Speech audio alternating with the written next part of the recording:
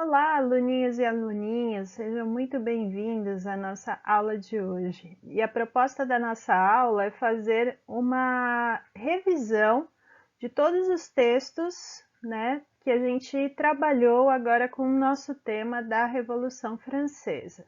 Espero que gostem. Vamos lá.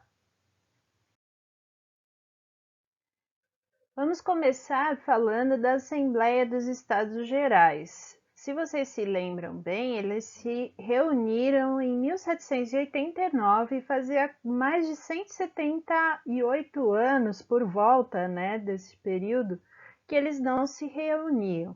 O rei, a nobreza e o clero não estavam dispostos a abrir mão dos seus privilégios.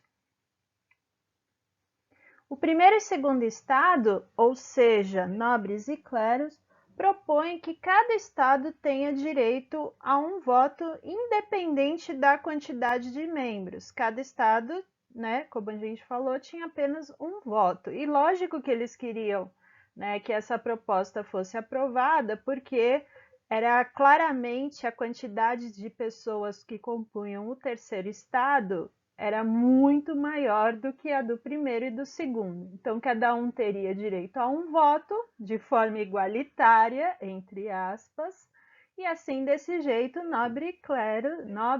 nobreza e clero, ganhariam 2 votos e, com certeza, derrotariam o terceiro estado na Assembleia. Revoltados com essa situação, o terceiro estado se retira da Assembleia dos Estados Gerais e proclamam-se em Assembleia Nacional. Eles passam, a partir desse momento, a defender a elaboração de uma Constituição para a França. Luís XVI acata a proposta de deixar de ser uma monarquia absolutista para se tornar uma monarquia constitucional, desde que os privilégios da nobreza e do clero fossem mantidos. Começaram a correr boatos, ou seja, caíram os boatos da vozinha do rei, por toda a França, de que tanto o rei, nobreza e clero pretendiam dar um golpe de Estado para encerrar a Assembleia. Os setores mais pobres da sociedade passaram a protestar de forma mais violenta. Entre os dias 13 e 14 de julho, Paris assistiu a diversas manifestações e revoltas, as chamadas Jornadas Populares. O ápice dessas revoltas ocorreu em 14 de julho, quando os parisienses tomam a Bastilha, que a gente pode ver aí na imagem, uma prisão e arsenal militar símbolo do absolutismo francês.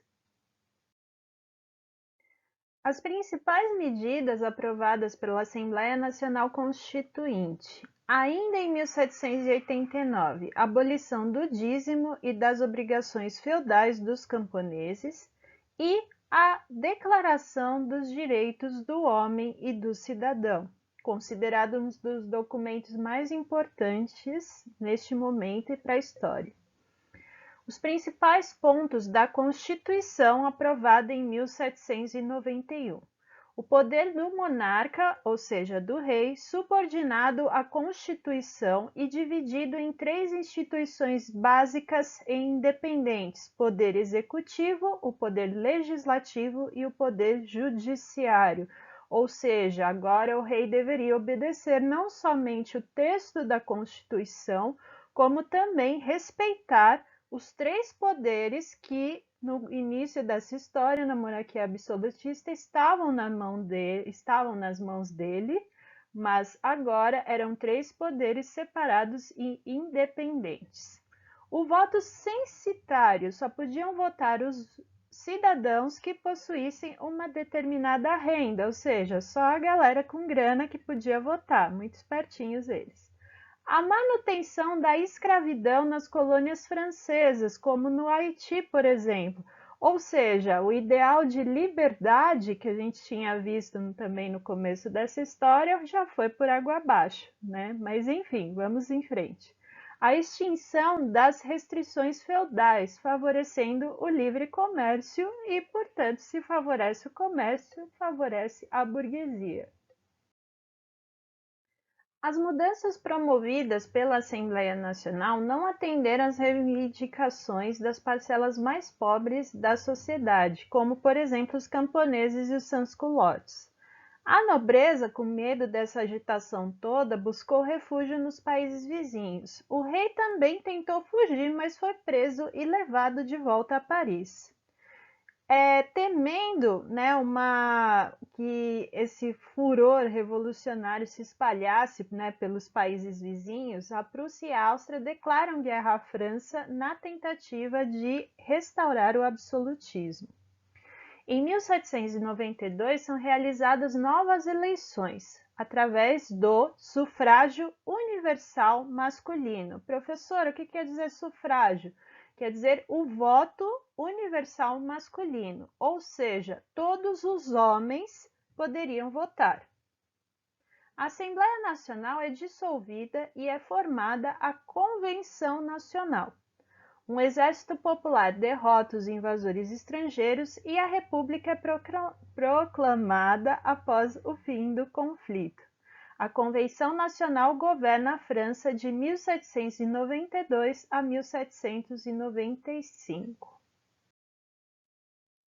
Diversos grupos integravam a convenção, disputando espaço e defendendo os interesses dos grupos aos quais eram representantes. Vamos conhecê-los. Os jacobinos, eles se sentavam-se à esquerda da mesa diretora. Seu principal líder era Robespierre. Influenciados por Rousseau, defendiam uma sociedade justa e igualitária. Os girondinos, eles sentavam-se à direita da mesa diretora, eram republicanos moderados, defendiam os interesses da grande burguesia e da nobreza liberal.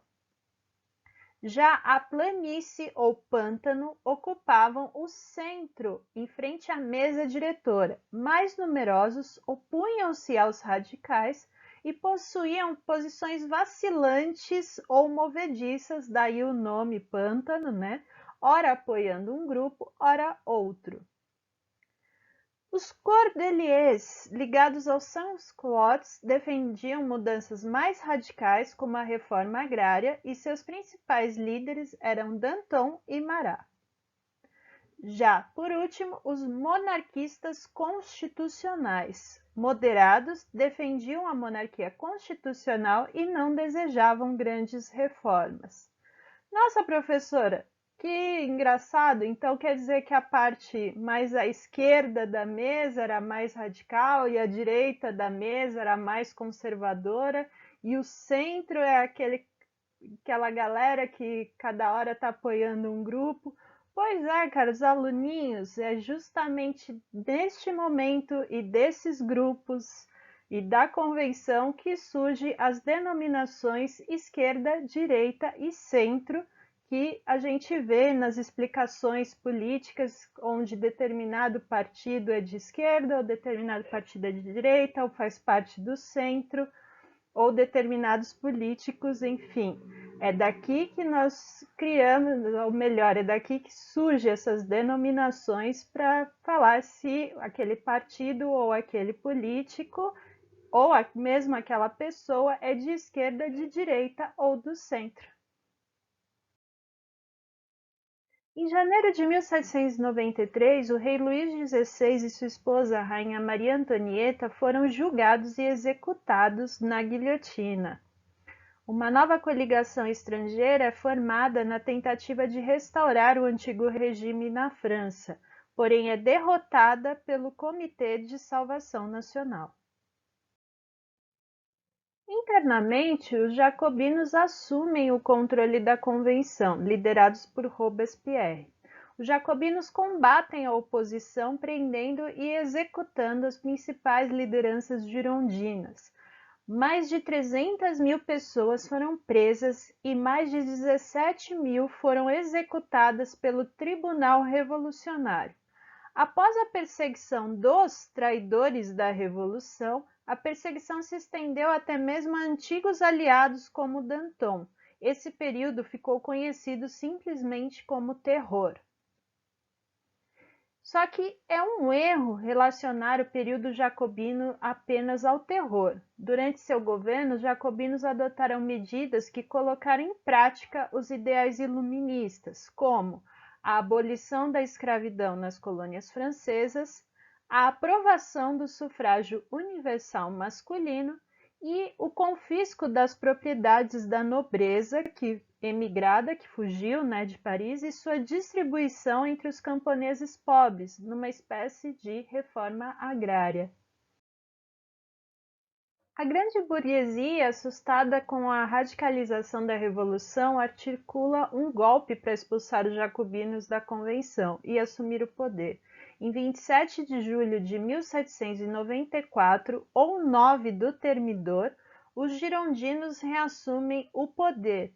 Nossa, professora, que nome diferente, 9 do Termidor, que mês que é esse? Eu nunca ouvi falar. Lembrem-se, gente, que foi criada um novo calendário durante a Revolução, principalmente pelo fato de que os meses, né, do calendário cristão que a gente conhece e utiliza até hoje, eles são relacionados aos deuses gregos e romanos. E esse novo calendário ele seria muito menos ligado à questão de uma religião, uma questão do clero, vamos dizer assim. Seria um calendário mais laico. O novo governo perseguiu e prendeu e executou os líderes jacobinos, como Robespierre. Em 1795, um novo governo foi elaborado, o chamado Diretório, composto por 5 deputados. Uma nova Constituição foi elaborada. O novo governo recuou de antigas conquistas dos jacobinos, restabelecendo o voto censitário, por exemplo. No entanto, a desejada estabilidade, tanto social quanto econômica, não foi alcançada pelos girondinos. A moeda francesa estava desvalorizada, a liberação dos preços causou inflação e a desorganização da cobrança de impostos esvaziou os cofres públicos. Além disso, tanto jacobinos quanto antigos monarquistas ameaçavam o novo governo com novas rebeliões. A grande burguesia passa a acreditar que apenas um governo forte seria capaz de restabelecer a ordem e apoia um golpe de Estado que extingue o diretório e cria o regime do consulado. O golpe, ocorrido em 10 de novembro de 1799, ou chamado 18 de Brumário, entrega o poder a um jovem general que se destacava cada vez mais na política francesa. Seja bem-vindo, Napoleão Bonaparte. Para alguns historiadores, chega ao fim a Revolução e tem início um novo período, a chamada Era Napoleônica. Já outro grupo de historiadores acreditam que é nada mais, nada menos do que o resultado que o governo napoleônico, ou seja, a Era Napoleônica, é a continuação da Revolução Francesa, é o resultado de todo esse processo. Bom, queridos aluninhos e aluninhas, chegamos ao fim da nossa aula nossa revisão sobre a Revolução Francesa. Espero que tenham gostado. Se preparem, porque na semana que vem nós teremos um quiz para verificar se vocês realmente entenderam esse assunto. Por isso, releiam os textos, revejam as questões, façam as correções, que semana que vem eu quero ver como que vocês estão em Revolução Francesa. Um beijo, um grande beijo para vocês e até a próxima.